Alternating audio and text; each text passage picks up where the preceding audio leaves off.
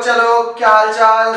और मैं आपका बायोलॉजी टीचर नागेंद्र साहू, और हम लोग की मुलाकात जो हमेशा होती है वो हमारे चैनल, हमारे आरटी एकेडमी पे। तो वेलकम करता आरटी एकेडमी आपका, आप सभी स्टूडेंट्स का, हमारे 11th का। और उम्मीद रखते हैं कि आप हमारे चैनल को सब्सक्राइब, लाइक एंड शेयर जरूर कर रहे होंगे। करते रहिए, थोड़ा सा मोटिवेशन मिलता है हम लोगों को कि हाँ भाई हमारे व्यूअर्स बढ़ रहे हैं और शायद हम कुछ अच्छा डिलीवर कर रहे हैं। तो 11th हमारा जो चैप्टर चल रहा था वो चैप्टर था बायोमोलिक्यूल। चैप्टर हमारा था बायोमोलिक्यूल, और इस बायोमोलिक्यूल में हमने काफी हद तक पढ़ लिया था। क्या पढ़ लिया था? हमने केमिकल एनालिसिस करके ऑर्गेनिक एंड इनऑर्गेनिक को अलग किया। देन हमने ट्राइक्लोरोएसिटिक एसिड का यूज करके जो भी हमारे माइक्रो एंड मैक्रो मॉलिक्यूल्स थे उनको सेपरेट किया। हमने प्रोटीन, कार्बोहाइड्रेट, लिपिड्स, इन सब के बारे में स्टडी किया। हमने मेटाबोलाइट्स के बारे में पढ़ा, जहां पर प्राइमरी एंड सेकेंडरी मेटाबोलाइट्स हुआ करते थे। हमने साथ में मिलके स्टेडी स्टेट जो ह्यूमन बॉडी की है कि जो इक्विलिब्रियम नहीं होती है वो जाना कि आखिर केमिकल रिएक्शन अगर हमारी बॉडी की इक्विलिब्रियम कर जाएंगी तो दिक्कत पैदा हो जाएगी कि हम हमेशा एक्टिव रहते हैं, सो भी रहे तो brain active. And after that हमने एक बहुत इंपॉर्टेंट मॉलिक्यूल एंजाइम से मुलाकात करी। हमने एंजाइम को जाना, उसके केमिकल नेचर को समझा। एंड नाउ आज हम एंजाइम का क्लासिफिकेशन पढ़ने जा रहे हैं। एंजाइम क्या है? प्रोटीनियस मॉलिक्यूल था। रिव्यू दे देता हूं उन बच्चों के लिए जो अभी जुड़े हुए हैं। एंजाइम एक प्रोटीनियस मॉलिक्यूल था, बट सारे प्रोटीन एंजाइम नहीं होते। हाँ, ये बात सच है कि एंजाइम प्रोटीन से मिलके बना होता है। अभी मैं टाइप्स ऑफ प्रोटीन में भी आपको आगे चल के वीडियो में बताने वाला हूं कि कैसे टाइप्स है प्रोटीन के। तो हम आज इस चैप्टर का लास्ट डे बनाएंगे, लास्ट वीडियो बनाएंगे और इस चैप्टर को इनके अंत तक लेके चलेंगे। तो चलिए स्टार्ट करते हैं enzyme and there classification. First of all हम एंजाइम को क्लासिफाई कर रहे हैं और नॉमेनक्लेचर कर रहे हैं एंजाइम पे। एक बात ये ध्यान रखने वाली है डियर, कि जो एंजाइम्स होंगे, एंजाइम को ये क्लासिफिकेशन वाला पार्ट सबसे ज्यादा इंपॉर्टेंट पार्ट, ये क्लासिफिकेशन वाला पार्ट मोस्ट इंपॉर्टेंट पार्ट है। इसलिए हमें ध्यान रखना है, इस पार्ट को छोड़ना नहीं है। अदर जो भी पार्ट है एंजाइम में, क्लासिफिकेशन मोस्ट इंपॉर्टेंट यहां से लेकर के मेडिकल तक। ओके, तो सबसे पहले क्लासिफिकेशन कर रहे हैं, नॉमेनक्लेचर कर रहे हैं। तो हमने देखिए 6 कैटेगरी बनाई है। First category oxidoreductase enzyme की, second transferase, third hydrolases, fourth lyases, fifth isomerase and sixth ligases. ये हमारे पास 6 कैटेगरी है। पहली ऑक्सीडो रिडक्टेज या dehydrogenase, second transferases, third hydrolases, fourth lyases, isomerases and ligases. तो सबसे पहले आपने 6 कैटेगरीज याद कर लेनी है कि एक तो ऑक्सीडो रिडक्टेज, दूसरा ट्रांसफेरेजेस है, ट्रांसफर कर रहा है, तीसरा हाइड्रोलेजेस है, चौथा लाइगेजेस है, पांचवा आइसोमेरेज है एंड 6 लाइगेजेस। सबसे पहले की बात करते हैं ऑक्सीडो रिडक्टेज। देखिए ये ऑक्सीडो रिडक्टेज का काम क्या है, मैं आपको दिखाता हूं। देखिए ऑक्सीडो रिडक्टेज करता है catalyse oxido reductase between two substrate. मान लीजिए एक सबस्ट्रेट रिड्यूस्ड है, दूसरा सबस्ट्रेट ऑक्सीडाइज्ड है। आप देखेंगे ये कॉमा शो कर रहा है, इसको S और S1 समझ लीजिए। S हमारा रिड्यूस्ड है, S1 ऑक्सीडाइज्ड है। क्या किया इसने किया क्या कि S को ऑक्सीडाइज कर दिया और इसको रिड्यूस। यानी कोई दो मॉलिक्यूल है, एक मॉलिक्यूल हमारा ऑक्सीडाइज्ड है, उसको रिड्यूस कर दिया, जो रिड्यूस है उसको ऑक्सीडाइज कर चेंज बंद कर दिया। सिंपल सी बात है, वही है ऑक्सीडो रिडक्टेज। ऑक्सीडेटिव कोई है उसको रिड्यूस कर देगा, रिड्यूस कोई है उसको ऑक्सीडाइज कर देगा, इसलिए नाम पड़ गया ऑक्सीडो रिडक्टेज एंजाइम। क्लियर? पहला पॉइंट क्लियर हो गया। देखिए नोट्स भी आपके पास साथ में ही है और ये नोट्स के थ्रू आप अपने प्रॉपर नोट्स बना सकते हैं, आपको कहीं कुछ और भटकने की जरूरत नहीं है। तो पहला हमारा निपट गया ऑक्सीडो रिडक्टेज, जो किसी भी सबस्ट्रेट को या सब्सटेंस को रिड्यूस कर दे रहा है या फिर उसे ऑक्सीडाइज कर दे रहा है। ट्रांसफेरेसेस, अब देखिए S हमारा एक मॉलिक्यूल है, G हमारा एक मॉलिक्यूल है, ये हमारा S1 अलग है, ठीक है, ये दो अलग अलग सब्सटेंस को बता रहा है, S सब्सटेंस अलग है। इस पे देखिए, अब देखेंगे, देखिए अभी S के साथ G जुड़ा हुआ है, अभी S के साथ फंक्शनल ग्रुप G है, लेकिन देखिए यहां पर जब आएंगे तो S1 के साथ फंक्शनल ग्रुप जुड़ गया और ये बाहर हो गया भाई साहब। केवल रिएक्शन पे देखें, S के साथ G ने दोस्ती करके रखी हुई है, लेकिन जो हमारा एंजाइम है करता क्या है, जैसे एंजाइम इन्वॉल्व हो जाएगा ये S और G की दोस्ती तोड़ करके S1 से G की दोस्ती करा दे रहा है, यानी उससे बॉन्डिंग करा दी, S अलग हो गया। ट्रांसफरेंस कर रहा है, यानी कि हमारा जो भी फंक्शनल ग्रुप है उसको ट्रांसफर कर रहा है। अभी फंक्शनल ग्रुप S के साथ जुड़ा था G, लेकिन अभी क्या हो गया, फंक्शनल ग्रुप S1 के साथ G जुड़ गया। Hydrolysis, catalyse hydrolysis of ester ether peptide glycosidic acid. हाइड्रोलिसिस जो हमारा बेटा एंजाइम होता है, ये एंजाइम कैटालाइज करता है हाइड्रोलिसिस को, यानी आप देखेंगे मैंने आपको पढ़ाया था कि प्रोटीन के दो मॉलिक्यूल अमीनो एसिड्स को जोड़ने के लिए पेप्टाइड बॉन्ड होता है, कार्बोहाइड्रेट्स को जोड़ने के लिए ग्लाइकोसिडिक बॉन्ड होता है, न्यूक्लियोटाइड को जोड़ने के लिए एस्टर बॉन्ड होता है। तो जो बॉन्ड बन रहा है वो इस एंजाइम की मदद से बन रहा है, हाइड्रोलिसिस की मदद से बन रहा है। तो हाइड्रोलिसिस जो एंजाइम है इसका काम है बॉन्डिंग जोड़ना। क्लियर? तो देखिए तीनों हो गए। पहला था, देखिए आप चाहे तो आप इतना भरोसा मैं दे सकता हूं कि बिना देखे आप पहला ऑक्सीडो रिडक्टेज, कोई सब्सटेंस है वो रिड्यूस है उसको ऑक्सीडाइज कर देगा, ऑक्सीडाइज है रिड्यूस कर देगा। क्लियर? देन सेकंड हमारा है ट्रांसफेरेसिस।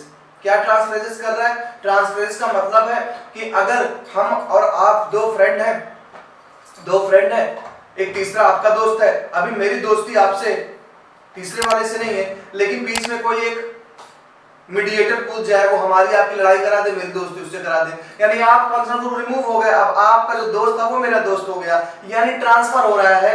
जब भी कभी कोई फंक्शनल ग्रुप एक सब्सटेंस से दूसरे सब्सटेंस में चला जाए तो आप इसको ट्रांसफेरेसिस में रखेंगे, ट्रांसफर से ही बन रहा है ट्रांसफेरेसिस। नेक्स्ट है हाइड्रोलिसिस। हाइड्रोलिसिस क्या है कि बॉन्ड को जोड़ रहा है, हाइड्रोलाइज कर रहा है। आपने पढ़ा था मेरे से जब मैंने कहा था कि हाँ हाइड्रोलिसिस हो गया, डिहाइड्रेशन हो गया, तो वाटर निकल गया तो बॉन्ड जुड़ जाते हैं ना, तो वहां जो बॉन्ड जोड़ने वाले एंजाइम्स हैं उनकी जो ग्रुप कैटेगरी है वो कैटेगरी है हाइड्रोलिसिस। आगे चलते हैं, लाइएजेस पे चले हैं। लाइएजेस पे आ जाए तो ये भाई साहब क्या कर रहा है जरा देखिए, catalyse removal of group by mechanism other than hydrolysis leaving double bond. देखिए लाइएजेस क्या किया है, अभी सब लोग सिंगल बॉन्ड में थे, X के साथ C है, C के साथ Y है, लेकिन आप देखिए X और Y के बीच सिंगल बॉन्ड हो गया, इधर डबल बॉन्ड हो गया। ये हाइड्रोलाइज कर दे रहे हैं लिविंग डबल बॉन्ड्स और डबल बॉन्ड्स रिलीज कर दे रहे हैं, तो ये हो गया lysis. Isomerases, catalyse interconversion of optical geometrical positional isomers. Isomers में ये कैटालाइज कर देता है ऑप्टिकल जियोमेट्रिक या पोजिशनल आइसोमर। मतलब कि पोजिशनल कैसे, जैसे A B C था, तीन सब्सटेंस थे A B C, लेकिन अभी क्या कर दिया इसने, मॉलिक्यूल को A वाले को लास्ट में कर दिया तो B C A बन गया। तो पोजिशनल आइसोमर्स होते हैं, आइसोमर्स के पोजीशन को कन्वर्ट कर देते हैं और बन जाते हैं आइसोमेरेसिस। तो आइसोमेरेसिस आइसोमर्स से आपको याद रखना है आइसोमेरेसिस को, ठीक है। लाइगेजेस, लाइगेजेस का फंक्शन होता है किसी भी चीज को जोड़ना। कैसे जोड़ना? Catalyse the linking of two compounds together, enzyme which catalyse joining of the bond like CO CS CN PO। CO मतलब ये कौन सा बॉन्ड है? CO। ये CO वो बॉन्ड है जो बन रहा था हमारे कहां पर, ग्लाइकोसिडिक बॉन्ड में। Cl कहाँ बना था? पेप्टाइड बॉन्ड में। तो ये क्या कर रहा है? Catalyse the linking of two compound together, दो कंपाउंड को साथ में जोड़ने का काम करता है लाइगेजेस। यही लाइगेजेस याद रखिएगा, जब आप पढ़ेंगे रिकॉम्बिनेंट डीएनए टेक्नोलॉजी तो वहां पर यही लाइगेजेस दो मॉलिक्यूल्स को जोड़ने का काम करेगा, दो कंपाउंड को जोड़ने का काम करेगा लाइगेजेस। याद रखिएगा इस लाइगेजेस को। तो इस तरीके से हमारे 6 क्लासिफिकेशन रहे हमारे एंजाइम के। क्लियर? चलिए अब आपको हम जरा टाइप्स ऑफ एंजाइम, सबसे पहले मैं टाइप्स ऑफ एंजाइम अपने स्टाइल में ले चलूंगा आपको टाइप्स ऑफ एंजाइम के बारे में। तुम्हारी हेडिंग बनती है types of enzyme.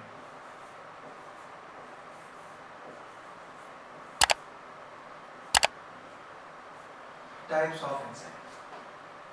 Enzyme proteinaceous nature के होते हैं, बट कुछ ऐसे भी एंजाइम हैं जो नॉन प्रोटीनियस होते हैं। तो हमने 2 टाइप्स के एंजाइम बनाए, एक simple enzyme SIMPLE simple enzyme,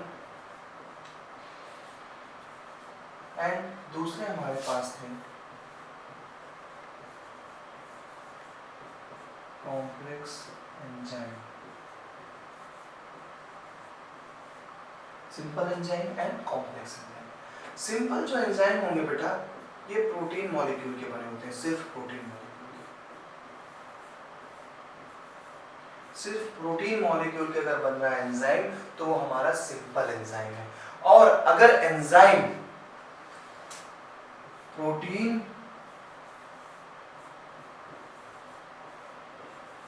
plus non protein, यानी प्रोटीन के साथ कोई दूसरा मॉलिक्यूल, अगर प्रोटीन के साथ कोई दूसरा मॉलिक्यूल लग गया जो नॉन प्रोटीनियस है तो ये कॉम्प्लेक्स एंजाइम हो जाता है। तो बात होती है जब टाइप्स ऑफ एंजाइम के, तो हमारे पास 2 टाइप्स के एंजाइम हैं। First enzyme is simple enzyme, normal enzyme है जो प्रोटीन से बने हुए हैं। Another one is complex enzyme. Complex enzyme जो है हमारे वो non proteinaceous and proteinaceous, 2 mixture से मिलके बने हुए। ये बात समझ में आ गई?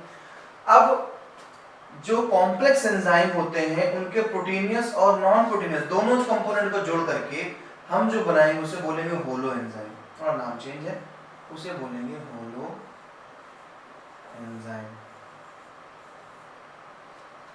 तो हमारा जो टॉपिक आज का बेस किया था, मैंने वो क्लासिफिकेशन ऑफ एंजाइम पे किया था कि सबसे पहले आप एंजाइम थिंग्स क्लासिफिकेशन को समझें, देन एंजाइम के टाइप्स को भी समझें। तो मैंने कॉमन नाम सोचा, मैंने कहा क्लासिफिकेशन ऑफ एंजाइम रख देता हूं, और मैंने क्लासिफिकेशन ऑफ एंजाइम रखा जहां पे टाइप्स ऑफ एंजाइम भी आप पढ़ लिए और क्लासिफिकेशन भी एंजाइम का पढ़ लिया। तो यहाँ पे 2 टाइप के एंजाइम हो गए, simple enzyme and complex enzyme.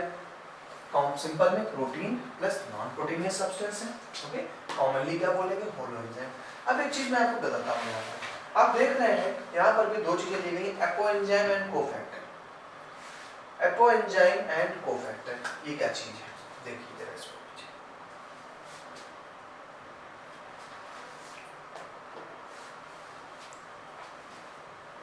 जो प्रोटीन वाला पार्ट है वो हमारा एपो एंजाइम, प्रोटीन वाले पार्ट को हम बोलेंगे एपो एंजाइम, और जो नॉन प्रोटीनियस है उसको बोलेंगे कोफैक्टर। समझिएगा जरा है क्या ये हमारा एक एंजाइम है, हमारा एक एंजाइम है, ओके। ये एंजाइम अभी इनएक्टिव फॉर्म में है, इनएक्टिव फॉर्म में। ये कह रहा है हम तब तक एक्टिव नहीं होंगे, यानी किसी न किसी का इनको सहारा चाहिए एक्टिव होने के लिए। ये जो हमारा प्रोटीनियस पार्ट है, अगर ये इकलौता अकेले काम कर लेता तो शायद ये सिंपल एंजाइम होता, इसको किसी की जरूरत ना पड़ती, ये एक्टिव रहता, खुद अकेले एक्टिव रहता, तो ये शायद सिंपल एंजाइम की कैटेगरी में आता। समझ गए जरा ध्यान से? प्रोटीन के मॉलिक्यूल दोनों एंजाइम में पाए जा रहे हैं, चाहे वो सिंपल एंजाइम हो या फिर कॉम्प्लेक्स एंजाइम, दोनों एंजाइम में पाए जा रहे हैं। कह रहा सिंपल एंजाइम में जो प्रोटीन है, जो सिर्फ प्रोटीन से बना है, वो अकेले ही एक्टिव हो जाएगा, उसको किसी चीज की जरूरत नहीं पड़ेगी, कोई फैक्टर की जरूरत नहीं पड़ेगी। लेकिन जो कॉम्प्लेक्स एंजाइम है, इसका जो प्रोटीन वाला पार्ट है, वो कह रहा हम अकेले काम नहीं कर पाएंगे, हम अकेले किसी सबस्ट्रेट को प्रोडक्ट में कन्वर्ट नहीं कर पाएंगे। तो भाई जब अकेले सबस्ट्रेट को प्रोडक्ट में कन्वर्ट नहीं कर पाएंगे तो करेंगे क्या ये करेंगे क्या, नॉन प्रोटीनियस पार्ट, वो कुछ भी हो सकता है, कोई मिनरल हो सकता है, उसकी मदद से ये मान लीजिए कोई नॉन प्रोटीनियस मिनरल आ गया, ये अटैच हो गया। अब ये जो हमारा नॉन प्रोटीनियस पार्ट है, इसी को हम बोल रहे हैं कोफैक्टर, इसी को हमने बोला है कोफैक्टर। जैसे ही कोफैक्टर जुड़ा, अब ये जो एंजाइम बन गया, इस पूरे एंजाइम को हम नाम देंगे होलो एंजाइम, होलो एंजाइम, इनका नाम हो गया होलो एंजाइम। और अब ये जो इनएक्टिव थे, ये जनाब अब एक्टिव हो जाएंगे, अब ये एक्टिव हो जाएंगे और ये वर्क करेंगे। तो यहां पर जो होलो एंजाइम का जो प्रोटीनियस पार्ट था, वो था एपोएंजाइम, एंड जो नॉन प्रोटीनियस पार्ट था वो था कोफैक्टर। देखिए मैंने वही लिखा एपोएंजाइम, और जो नॉन प्रोटीनियस पार्ट था वो क्या था, कोफैक्टर। ठीक है, अब जरा चलते हैं अपने उधर, आ जाइए पीछे से देख लीजिए। तो these are the non-proteinaceous constituents bond to the enzyme to make the enzyme critically active। Apoenzyme protein portion वाला पार्ट देखिए, जैसे ही इससे कोफैक्टर जुड़ेंगे, कोफैक्टर क्या था मैंने बोला था, कोफैक्टर एक इनके हेल्पर है, जो हमारा मेटल हो सकता है, मिनरल हो सकता है, कुछ भी हो सकता है। तो apoenzyme proteinaceous part, cofactor non proteinaceous part, दोनों मिल गए तो बन गया होलो एंजाइम। समझ में आया ना? तो ये जो पढ़ा रहे हैं, क्या पढ़ा रहे हैं, ये आपका कॉम्प्लेक्स एंजाइम पढ़ रहे हैं आप। सिंपल में केवल प्रोटीन वाला पार्ट ही एंजाइम होगा, बट कॉम्प्लेक्स में प्रोटीन वाला पार्ट होगा एंड नॉन प्रोटीनियस पार्ट होगा। तो देखिए नोट्स भी आपके लिए बने पड़े हैं, नोट कर लीजिएगा इसको पॉज करके। When the cofactor is removed from the enzyme, its catalytic activity is lost। अगर हमने ये हटा दिया, ये रिमूव कर दिया, कोफैक्टर को अगर हम रिमूव कर देंगे, बाहर निकाल दे रहे हैं, तो ये फिर बेकार हो जाएंगे। यानी एक तरीके की ये इनकी पावर डोज है, पावर डोज की चिप निकाल ली, कोफैक्टर निकाल दिया, ये बेकार हो गए। कोफैक्टर डाल दिया, हाँ फिर से रोबोट काम करने लगा हमारा। ठीक है, चलिए आगे चलते हैं। ओके, अब जो कोफैक्टर है, यानी जो हमारा नॉन प्रोटीनियस मैटर था, जो हमारा नॉन प्रोटीनियस मैटर था, वो भी 3 टाइप के हो सकते हैं। या तो वो प्रोस्थेटिक ग्रुप होगा, या कोएंजाइम नाम से दे दिया गया, या फिर मेटल आयन होगा। 3 चीजें हो सकती है नॉन प्रोटीनियस फॉर्म में। यानी टाइप्स ऑफ कोफैक्टर की बात करें तो 3 ऐसी सब चीजें हैं जो प्रोटीनियस वाले पार्ट के साथ जुड़ेंगी, यानी जो कोफैक्टर थे हमारे। या वो प्रोस्थेटिक ग्रुप होगा, या कोएंजाइम होंगे, या फिर मेटल आयन होंगे। चलिए चलते हैं आगे, बात करते हैं सबसे पहले हम prosthetic group. Prosthetic group organic होते हैं, tightly bound to the apoenzyme, apoenzyme से बहुत टाइटली बाउंड होते हैं। एपोएंजाइम प्रोटीनियस वाला पार्ट, किसका, कॉम्प्लेक्स प्रोटीन का। तो ऑर्गेनिक होते हैं टाइटली बाउंड टू एपोएंजाइम, बहुत टाइटली बाउंड होते हैं एपोएंजाइम से। Example heme in peroxidase and catalase. Heme आप जानते हैं, हीमोग्लोबिन की बात कर रहा है, उस हीमोग्लोबिन में हीम जो है वो क्या है, कोफैक्टर है। तो पर ऑक्सीडेज जो एंजाइम था हमारा, ये पर ऑक्सीडेज एंजाइम एक्टिव तब होगा जब हीम उसके साथ मिलेगा। हीम क्या है, कोफैक्टर है। एंड कैटालेज वाटर को ब्रेक डाउन करता है, H2O2 को वाटर एंड ऑक्सीजन। तो H2O2 को वाटर ऑक्सीजन में, हमारी बॉडी में भी बनता है क्या, peroxidase, hydrogen peroxide. Hydrogen peroxide नुकसान कर जाएगा हमारी बॉडी को, तो इस हाइड्रोजन पेरोक्साइड को वाटर में और ऑक्सीजन में ब्रेक करने का जो काम कर रहा है वो कर रहा है पेरोक्सीडेज। ठीक है, चलिए आगे चलते हैं। दूसरा कोएंजाइम आ गया। पहला हमारा क्या हो गया, को prosthetic group, and now coenzyme. Coenzyme भी ऑर्गेनिक है, ट्रांसिएंट बाइंडिंग टू एपोएंजाइम, बहुत टाइटली बाइंड नहीं होंगे, ये मतलब कि रिमूव हो जाएंगे, वो जल्दी साथ छोड़ देंगे उनका। मैनी कोएंजाइम्स कंटेन विटामिन्स, बहुत से कोएंजाइम्स होते हैं जो विटामिन्स कंटेन करते हैं।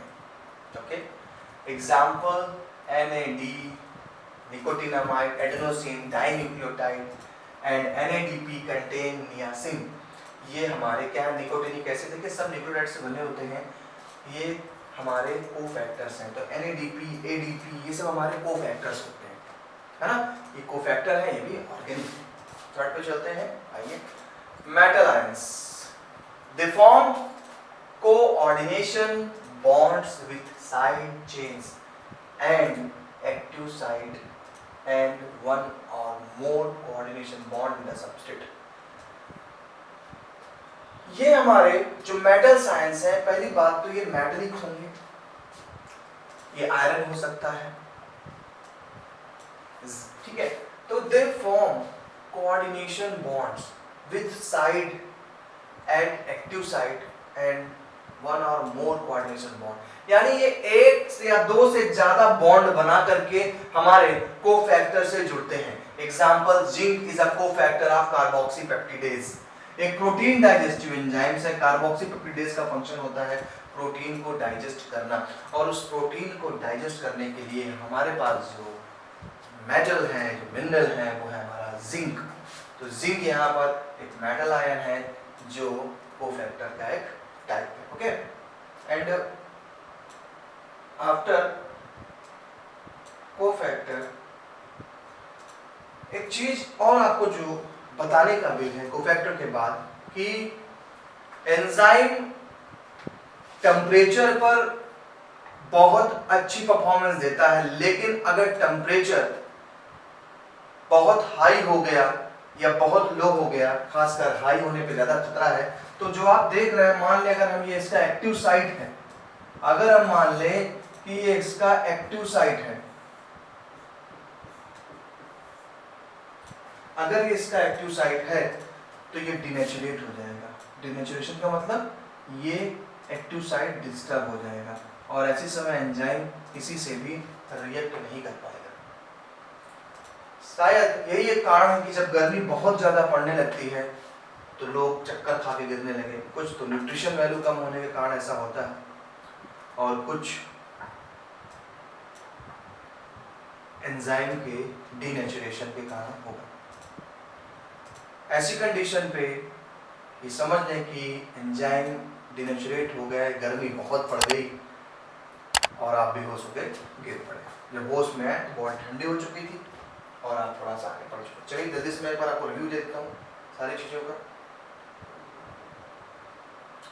हम टाइप्स ऑफ एंजाइम की बात कर रहे थे, क्लासिफिकेशन हमारा हो चुका था। टाइप्स ऑफ एंजाइम की हमने बात करी तो हमने एंजाइम के दो पार्ट किए, एक सिंपल एंजाइम, दूसरा कॉम्प्लेक्स एंजाइम। सिंपल एंजाइम वो एंजाइम हुआ करते थे जो प्रोटीन मॉलिक्यूल से बने, सिर्फ और सिर्फ प्रोटीन मॉलिक्यूल से मिलकर बने, जबकि कॉम्प्लेक्स एंजाइम में प्रोटीन के साथ नॉन प्रोटीन सब्सटेंस भी होता है। कॉम्प्लेक्स एंजाइम में जो प्रोटीनियस पार्ट होता है उसे हम एपो एंजाइम कहेंगे, और जो नॉन प्रोटीनियस पार्ट होता है उसे हम कोफैक्टर कहेंगे। एपो एंजाइम जो कि प्रोटीनियस पार्ट था वो इनएक्टिव फॉर्म में होगा, उसको एक्टिव होने के लिए, पावरफुल होने के लिए जरूरत पड़ेगी कोफैक्टर की। और ये कोफैक्टर हमारा मेटल भी हो सकता है, प्रोस्थेटिक ग्रुप भी, जैसे कि मैंने बताया। एपो एंजाइम और कोफैक्टर मिलकर के होलो एंजाइम का फॉर्मेशन करते हैं, और ये एंजाइम अब एक्टिव फॉर्म में होता है। फिर मैंने आपको बताया कि टाइप्स ऑफ कोफैक्टर्स की बात करेंगे तो हमें 3 टाइप के कोफैक्टर्स मिले। एक कोफैक्टर हमारा मिला प्रोस्थेटिक ग्रुप, अनदर कोफैक्टर मिला हमें कोएंजाइम्स, एंड थर्ड मिला हमें मेटल आयंस। 3 टाइप के हमें मिले क्या, हमारे कोफैक्टर्स। प्रोस्थेटिक ग्रुप में पहुंचे तो प्रोस्थेटिक ग्रुप में हमारी मुलाकात हुई हीम से। एक प्रोस्थेटिक ग्रुप था जिसने हीमोग्लोबिन के पास जो भी H2O2 बन रहा था, हाइड्रोजन पेरोक्साइड, उस हाइड्रोजन पेरोक्साइड को वाटर में और ऑक्सीजन में ब्रेक कर रहा था, जिससे हमारी बॉडी को नुकसान ना पहुंचे। बाकी आप जानते हैं हाइड्रोजन पेरोक्साइड का क्या काम होता है। अभी भी कभी आप गए होंगे, कोई छोटी मोटी इंजरी होती है, जब आप किसी डॉक्टर के पास जाते हैं तो ड्रेसिंग में वो जो केमिकल डाल रहा होता है आपके वाउंड्स में, जिससे फेना निकलता है, वो हाइड्रोजन पेरोक्साइड होता है। सोचिए वो अगर आपकी बॉडी में सेल में बन रहा है तो सेल को डैमेज कर देगा, इस डैमेज, इस खतरे से बचाने के लिए हमारा पेरोक्सीडेज एंजाइम हीम की मदद लेकर के उस H2O2 को वाटर में और ऑक्सीजन को कन्वर्ट कर देता है। क्लियर? इसके बाद हम पहुंचे हमारे कोएंजाइम के पास, जहां पर ये टाइटली बाइंड होते हैं कोएंजाइम, और यहाँ पर हमारा एग्जाम्पल था NAD एंड NADP। ओके, तो जैसे कि निकोटीनामाइड, ये सब एक तरीके से न्यूक्लियोटाइड की बनी चेन्स होती हैं। आप अगर ध्यान से देखेंगे तो एक चेन बनी हुई है न्यूक्लियोटाइड की। इसका पूरा फॉर्म आपको दिखाता हूँ, फुल फॉर्म ये होता है। इसका फुल फॉर्म है निकोटीनामाइड एडेनिन डाइन्यूक्लियोटाइड। अब अगर इसे पी लग जाएगा तो फॉस्फेट बन जाएगा। तो डाइन्यूक्लियोटाइड मतलब दो न्यूक्लियोटाइड है, एक न्यूक्लियोटाइड ये, एक न्यूक्लियोटाइड ये, इसलिए इसको डाइन्यूक्लियोटाइड बोला जाता है। ठीक है, तो ये हमारा एक क्या हो गया, कोफैक्टर का टाइप है। एंड थर्ड हमारा मेटल्स एंड है, जहां पर जिंक, आपको याद रखना है, जिंक एक कोफैक्टर होता है कार्बोक्सीपेप्टिडेज एंजाइम का। यानी अगर आपकी बॉडी में जिंक की कमी पड़ जाएगी तो कार्बोक्सीपेप्टिडेज एंजाइम काम नहीं कर पाएगा, और कार्बोक्सीपेप्टिडेज एंजाइम प्रोटीन को डाइजेस्ट करने वाला एक एंजाइम है। सोचिए, एक छोटा सा जिंक आपकी बॉडी में प्रोटीन के डाइजेशन को डिस्टर्ब कर सकता है। क्लियर? तो इस तरीके से आज के इस टॉपिक में हमने एंजाइम का दी एंड किया, बायोमोलिक्यूल्स चैप्टर हमारा खत्म हुआ आज के चैप्टर में। एंड आज के टॉपिक में हमने एंजाइम के क्लासिफिकेशन को स्टडी किया, हमने टाइप्स ऑफ एंजाइम्स पढ़े on the basis of proteinaceous and non proteinaceous component, हमने टाइप्स ऑफ कोफैक्टर्स को भी जाना, और आप लोगों से ये रिक्वेस्ट है हमारी कि हमारे इस चैनल को लाइक, सब्सक्राइब एंड शेयर करते रहें, हमें मोटिवेट करते रहें, जिससे हम कंटिन्यूसली ऐसे ही वीडियो आपको डिलीवर करते रहें। तो हम नेक्स्ट सेशन में, नेक्स्ट वीडियो में, नेक्स्ट लेक्चर में एक नया टॉपिक, एक नए चैप्टर के साथ आपसे मुलाकात करेंगे। चलिए मिलते हैं फिर नेक्स्ट क्लास में। Bye bye.